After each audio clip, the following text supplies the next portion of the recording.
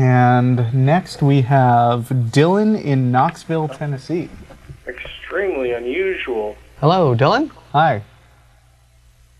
Extremely unusual. Dylan, are you on? Hello? You're on the air, bud. That was an interesting thing to walk into. Okay. Are you there? I guess he's not. Wait. Are you there? Dylan? No, this is not Don, but I've come into a unusual... Okay, this caller isn't working. Sorry. Yeah, sorry. Yeah, he's something bad. Darn. Right. So much for one. I'd like to address that question anyway. Oh, if that was... The question on the screening thing was, can you prove that Jesus is not real? Martin, can you?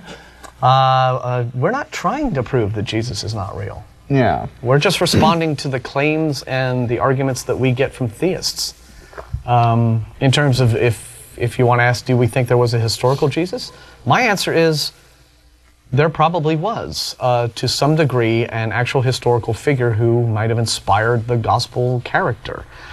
But whatever scant and minuscule evidence we have, does any of it go to prove any of the supernatural claims about that character that are made in the Gospels? No, we have nothing like that at all. So, yeah, may have been a real guy, but was he a divine being who became a zombie and no?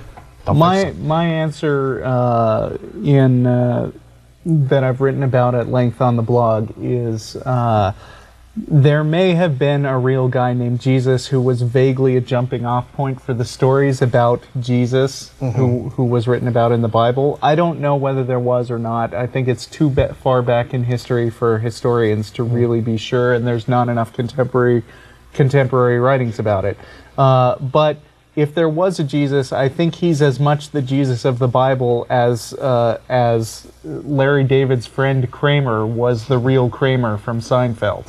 In other words, there was a real guy named Kramer, but he didn't do all the things that happened in Seinfeld. He was just sort of a quirky character whose ideas, whose behavior inspired the guy who did all that crazy stuff that was portrayed on the show. Right. So, that would not be unusual. But can I prove that within, beyond unreasonable doubt?